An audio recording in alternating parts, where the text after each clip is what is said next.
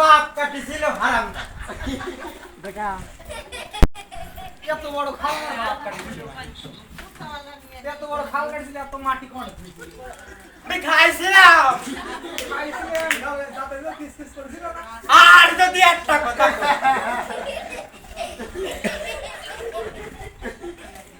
আরে তো দাঁত সেলাই করে দাঁত সেলাই করে দিলে আমি তোমার বাড়িতে মাংস দিয়ে ভাত খাবো না কেন তুমি মাংস দিয়ে ভাত খাবা হ্যাঁ মাংস দিয়ে শোন তোর শাশুড়ি গোল গোল ভাবা বুঝতে পারছে সেই তাহলে বিয়ে করেছো মানে কোনটা মালিক করতে